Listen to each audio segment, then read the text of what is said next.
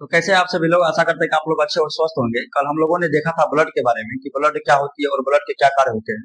आज हम लोग बेसिक रूप से जानेंगे कि ब्लड आखिर जमता कैसे है। तो आइए हम लोग छोटा सा क्विक रिवीजन करते हैं कल वाले पार्ट। कल हमने बताया था कि ब्लड कितने पार्ट में बटी होती है, दो पार्ट में बटी होती है, एक प्लाज्मा एक रुधिराणु। कल हमने ये भी बताया था कि प्लाज्मा के अंदर क्या क्या उपस्थित होता है। एक फाइब्रोनिजन उपस्थित होता है सर, एक प्रोथ्रोम्बिन उपस्थित होता है। तो रुधिराणु के अंदर क्या क्या उपस्थित होता है, तो आरबीसी उपस्थित होता है, डब्ल्यूबीसी उपस्थित होता है और प्लेटलेट्स उपस्थित होता है। और कल हम लोगों ने ये भी देखा था कि ब्लड के क्या कार्य होते हैं। तो ब्लड के क्या कार्य होते हैं ये तो आपको पता ही होगा। उसी चीज को हम क्या छोटा सा एक क्विक रिवीजन कर लेते हैं थोड़ा सा, ताकि हमको आगे समझने में आसानी हो। तो ब्लड मेनली क्या करते हैं, तापमान को नियंत्रित करता है। क्या करता है ये, हमारे शरीर के अंदर के तापमान को क्या करता है, ये नियंत्रित करता है। आपको पता है कि शरीर का तापमान कितना डिग्री सेल्सियस होता है, कमेंट कीजिए तो आप लोग, कितना डिग्री सेल्सियस होता है आप लोगों को बताया गया हुआ है क्लास में।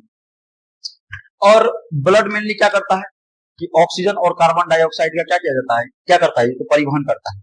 उसके बाद पोषक पदार्थों का भी परिवहन करता है। किसका परिवहन करता है, तो पोषक पदार्थों का भी क्या करता है, ये परिवहन करता है। और उसके बाद उत्सर्जी पदार्थों का भी परिवहन करता है। किसका परिवहन करता है, उत्सर्जी पदार्थों का परिवहन करता है। और कल हम लोगों ने ये भी देखा था कि ये हमें रोग से भी बचाने का क्या करता है, कार्य करता है। कौन करता है इसमें, तो डब्ल्यूबीसी करता है, रोग से बचाने का कार्य करता है। कल देखे थे कि नहीं देखे। और रक्त को थक्का बनने में भी मदद करता है। आप लोगों का अगर कहीं हाथ या पैर कहीं कट गया होगा और उससे जो ब्लड निकल रहा होगा, कुछ देर बाद देखे होंगे कि आप लोग का वो जो ब्लड बाहर निकलना बंद हो गया हो, वहां पे देखिएगा तो आप इस पपड़ी टाइप का एकदम जम जाता है। जमता है कि नहीं जमता, 2 दिन बाद तो और पूरे जम जाता है पूरा एकदम। जब तब तक वो पपड़ी नहीं हटता है जब तक अंदर में नया वाला चमड़ी ना आ जाए, कोई दिक्कत। तो आज हम लोग मेनली उसी के बारे में जानेंगे कि उसके अंदर क्या क्या प्रोसेस होती है जो आखिर जम जाती है। तो ब्लड का जमना या ब्लड का थक्का बनना, इसको इंग्लिश में कहा जाता है क्लोटिंग ऑफ ब्लड। क्या कहते हैं इसे, क्लोटिंग ऑफ ब्लड, या इसे कोगुलेशन ऑफ ब्लड भी कहा जाता है। क्या कहा जाता है, तो कोगुलेशन ऑफ ब्लड कहिए या आप इसे क्लोटिंग ऑफ ब्लड कहिए, दोनों एक ही है, कोई दिक्कत। रक्त का थक्का बनना और जमना, रक्त का जो थक्का बनना और जमना जो होता है उस प्रोसेस को बोलते हैं कैस्केडिंग प्रोसेस। कौन सा प्रोसेस बोलते हैं, कैस्केडिंग प्रोसेस। कौन सा प्रोसेस बोलते हैं जी, कैस्केडिंग प्रोसेस। याद रखिएगा, बहुत बार पूछा हुआ क्वेश्चन है कि रक्त का जो थक्का बनता है इस प्रोसेस को क्या बोलते हैं, तो कैस्केडिंग प्रोसेस बोलेंगे, कोई दिक्कत। चलिए अब समझिए, कैस्केडिंग प्रोसेस होने में कम से कम 4 या 5 मिनट का समय लगता है। आप लोग का अगर हाथ कटा होगा तो आप लोग इस चीज को देखे होंगे कि जैसे कटता है क्या तुरंत जम जाता है, नहीं, कुछ समय लेता है। कितना समय लेता है, तो कम से कम लेगा तो 4 या 5 मिनट का समय लेता है, ठीक है। अब समझते हैं कि यह जमता कैसे है। इस चीज को समझने के लिए हमको 4 स्टेप से गुजरना पड़ेगा। कितने स्टेप से, 4 स्टेप से गुजरना पड़ेगा, कोई दिक्कत।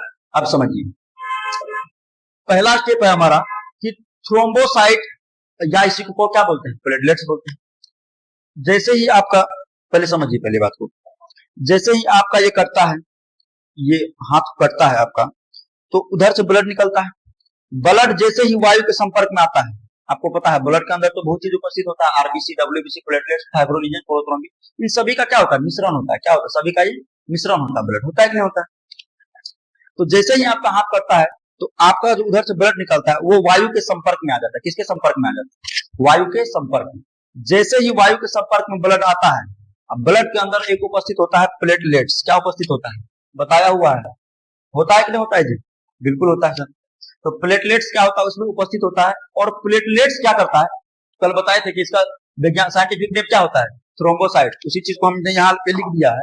तो थ्रोम्बोसाइट या प्लेटलेट्स जब वायु के संपर्क में आता है, किसके संपर्क में आता है, तो वायु के संपर्क में जब आता है तो थ्रोम्बोसाइट या प्लेटलेट्स पूरे ब्लड में जाके हल्ला कर देता है कि हाथ कट गया, हाथ कट गया, कोई दिक्कत। जैसे आप लोग मोहल्ला में देखे होंगे, मोहल्ला में अगर मान के चलो कुछ हो गया या कहीं चोरी हो गया, तो एक आदमी ऐसा होता है कि पूरे मोहल्ला को पूरा हल्ला कर देता है कि चोर आया है, चोर आया है। नहीं करता है, बिल्कुल करता है। उसी प्रकार ब्लड में ये भी करता है, थ्रोम्बोसाइट, प्लेटलेट्स, ठीक ना।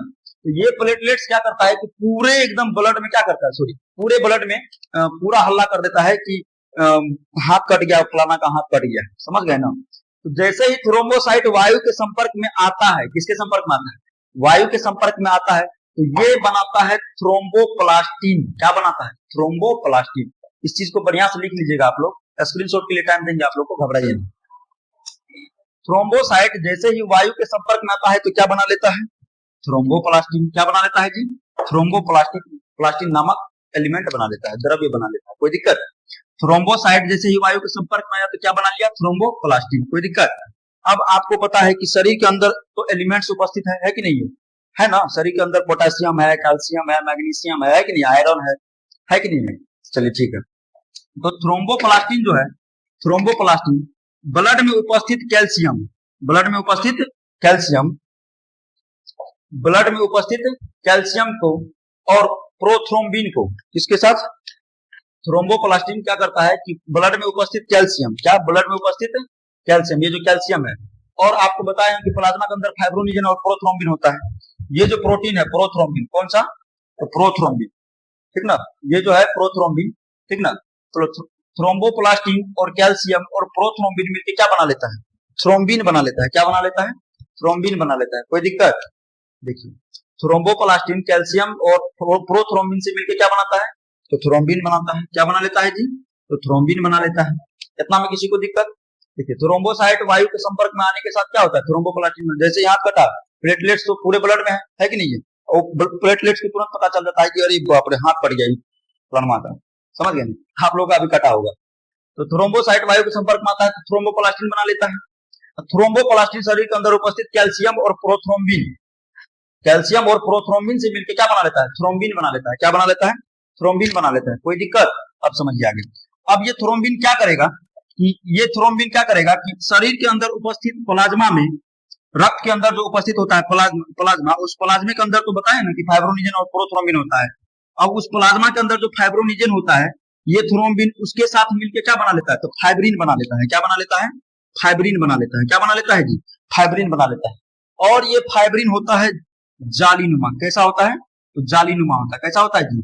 तो जालीनुमा होता है। इस प्रकार से, जैसे आप लोग चायछन्नी देखे होंगे, चायछन्नी, चालन देखे ना, चायछन्नी, चायछन्नी तो रोज चाय छानते होंगे आप लोग, चाय तो पीते होंगे आप लोग, ठीक है। तो थ्रोम्बिन और फाइब्रोनिजन मिलकर क्या बना लेता है? तो फाइब्रिन बना लेता है। और ये जालनुमा संरचना होता है। कैसी संरचना होती है? जालनुमा संरचना होता है, ठीक ना? और आपको पता है कि सर ये जो रुधिराणु है, क्या है? रुधिराणु, ये आरबीसी, आरबीसी का आकार कैसा होता है? तो गोल होता है, बीच में चपटा होता है कि ना? गोल होता है और बीच में क्या होता है? चपटा होता है। पहले बताया कि हाजमोला की आकृति की होती है कि नहीं होती? हाजमोला कैसे होता है? एकदम गोल होता है, बीच में थोड़ा सा चपटा रहता है। उसी प्रकार क्या होता है? आरबीसी की क्या होती है? चपटी होती है। प्लेटलेट्स भी लगभग आकार आकार इसका क्या कैसा होता है? प्लेटलेट्स का तो उत्तल लेंस की तरह होता है। और डब्ल्यूबीसी का आकार अनिश्चित होता है, लंबा हो सकता है, मोटा हो सकता है, चौड़ा हो सकता है, नाटा हो सकता है, भूटा हो सकता है, होता है कि नहीं? अब अनिश्चित है तो कुछ भी हो सकता है, ठीक ना? तो ये जो रुधिराणु है और इधर जो जाल बना, क्या बना? फाइब्रिन नामक जो जाल बना है, इस जाल में जाके ये रुधिराणु आरबीसी, डब्ल्यूबीसी, प्लेटलेट्स जाके उसमें फंस जाता है। क्या होता है? फंस जाता है। अब जैसे ही फंस गया तो रास्ता क्या हो गया इसका? ब्लॉक हो गया। क्या हो गया? ब्लॉक हो गया। ज्यादा मात्रा में जाकर वहीं पे क्या होता है? पूरा कहे कि आपको पता है थ्रोम्बिनमा चिल्ला के हल्ला करके मतलब चिल्ला के सबको बता दिया कि फलानवा का हाथ कट गया है, ठीक ना? तो ये जो जाल बनाया गया है तो सबको लेकर आएगा थ्रोम्बिन उधर से, चलो आरबीसी, चलो डब्ल्यूबीसी, वहां पे उसका हाथ कट गया है तो ये आएगा और सबका सब क्या होगा? इसमें अपना ब्लॉक करते जाएगा इस रास्ते को। जैसे आप लोग देखे होंगे कि चाय छन्नी में जो चाय छानते हैं आप लोग, उसमें जो चाय डालते हैं तो उसमें अंदर उपस्थित चाय पत्ती क्या होता है? उस चाय छन्नी में जाता है और नीचे लिक्विड चलाता है, आता है कि नहीं आता है? ठीक है। अगर आप उसमें ज्यादा चाय पत्ती डाल देते हैं ना तो चाय भी नहीं निकलता है, ज्यादा निकलता है नहीं निकलेगा। काहे कि चाय पत्ती जो है ना उस रास्ते को क्या करता है? ब्लॉक कर देता है। सेम एज इट इज उसी प्रकार क्या करता है? ये फाइब्रिन जो जाल बना है, ये फाइब्रिन नामक जो जाल बना है, इसके अंदर उपस्थित ब्लड के अंदर उपस्थित रुधिराणु या आरबीसी या डब्ल्यूबीसी बोलिए इसे, आरबीसी, डब्ल्यूबीसी और प्लेटलेट्स, कोई दिक्कत? आरबीसी, डब्ल्यूबीसी और प्लेटलेट्स क्या करता है? इस जाल नुमा संरचना में आके फंस जाता है और क्या हो जाता है? हमारा ब्लड रुक जाता है। कोई दिक्कत? इतना समझ में आया? इतना में किसी को दिक्कत? आशा करते हैं कि आप लोगों को ये क्लास आप लोगों को अच्छा लगा होगा। अगर अच्छा लगा है तो फटाफट कमेंट करके बताइए कैसा लगा, ताकि हमको भी इससे मोटिवेशन मिल सके, ताकि हम भी आप लोगों के लिए आगे और कार्य कर सके। ठीक है, धन्यवाद। आज के लिए इतना ही।